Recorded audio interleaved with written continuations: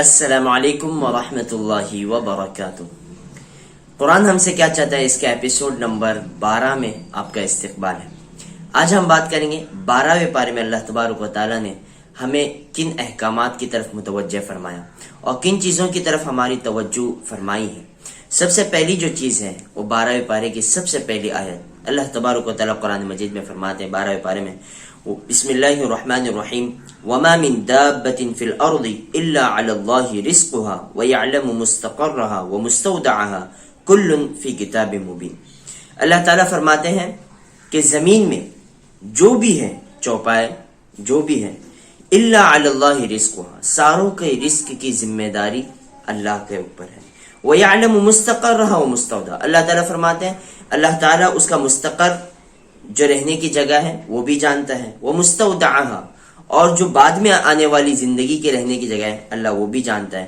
کل فی کتاب مبین، ساری چیزیں یہ کتاب مبین میں لکھی جا چکی ہیں۔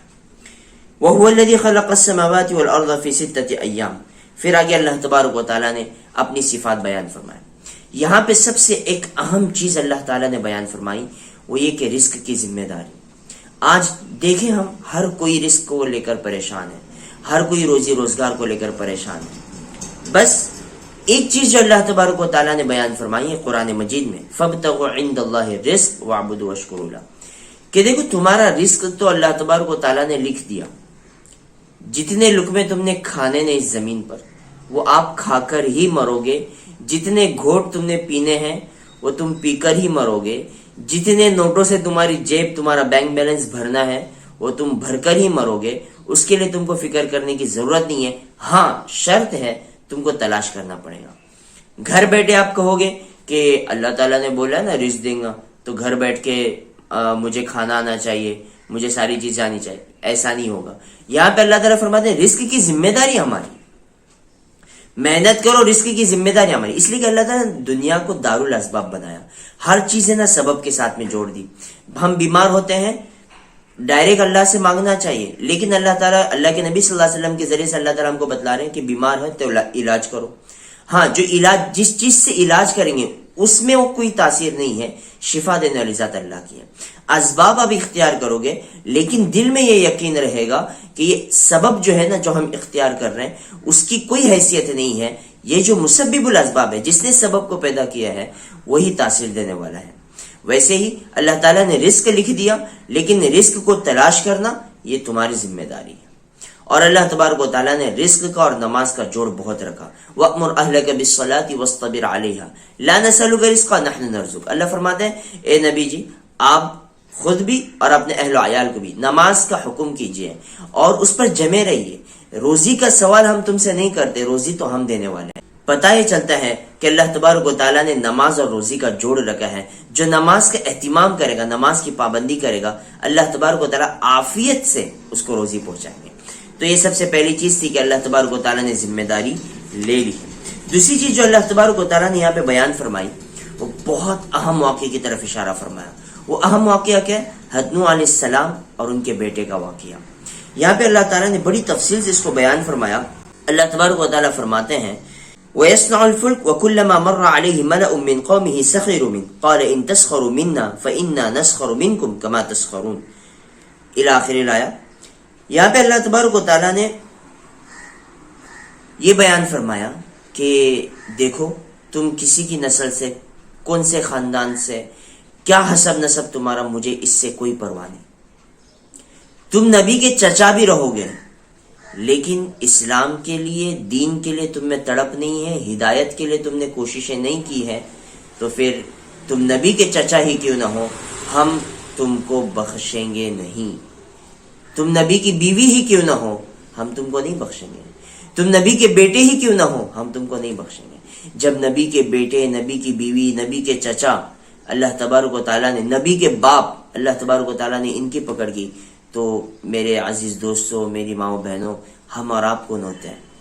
آپ دیکھیں لوط علیہ السلام کی بیوی، اللہ اکبر، نوح علیہ السلام کا بیٹا، اسی طرح سے حضرت ابراہیم علیہ السلام کے ابا، خود جناب نبی کریم صلی اللہ علیہ وسلم کے چچا، کتنے بھاری بھاری رشتے ہیں یہ۔ لیکن اللہ تبارک و تعالیٰ کی جہاں نافرمانی، اللہ تعالیٰ کو اپنی نافرمانی پسند نہیں. پھر اللہ یہ نہیں دیکھتے کہ تمہارا حسب نسب کیا ہے, تم کس برادری سے تعلق رکھتے ہو, کیا تمہارا بینک بیلنس ہے, کیا تمہارا روب ہے, کیا تمہارا دبدبہ ہے, تمہاری معاشرے کی کیا حیثیت ہے. کچھ نہیں. اللہ کے سامنے بس ایک ہے کہ خذوا ما آتاکم الرسول ما آتاکم الرسول فخذوه وما نهاکم عنہ فانتہوا. جو اللہ کا رسول تمہیں دے اسے لو, جو جس سے روکے اس سے رک جاؤ. جو اللہ کہے, اللہ کے آرڈر کو ماننا ہے, جس سے اللہ روکے اس سے بچنا ہے. یہ زندگی کا صاف اور سمپل سا فارمولا ہے. اگر ہم نے اس چیز کو اپنی زندگی میں لاگو کر دیا, ہم دنیا میں بھی کامیاب ہے اور آخرت میں بھی کامیاب ہے.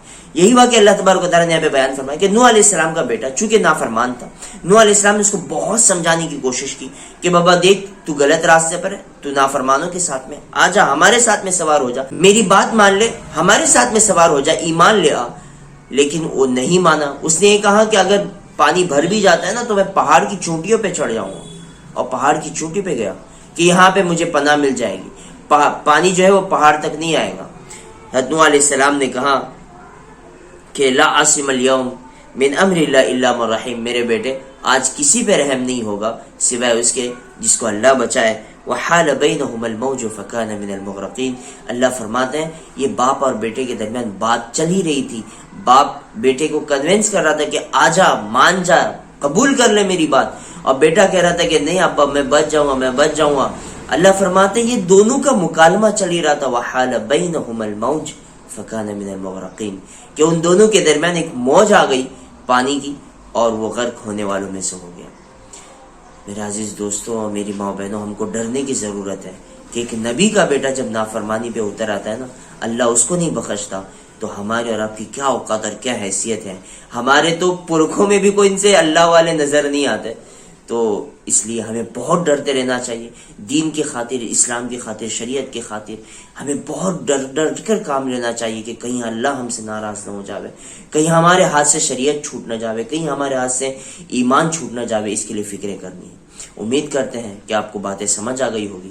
اگر آپ کو سمجھ آئی ہیں, کچھ چیزیں آپ کو سیکھنے ملی ہے, تو ویڈیو کو لائک ضرور کیجیے اور جتنا ہو سکے اس ویڈیو کو اپنے دوست احباب تک زیادہ سے زیادہ شیئر کیجیے. اور اگر آپ ہمارے چینل پہ بھی نئے ہیں, پہلی مرتبہ ہمارا چہرہ دیکھ رہے ہیں, تو سبسکرائب ضرور کیجیے. انشاءاللہ دینی باتیں آپ کے ساتھ میں ہوتی رہیں گی. ملتے ہیں اگلی ویڈیو میں, تب تک کے لیے اجازت دیجیے. السلام علیکم ورحمۃ اللہ وبرکاتہ.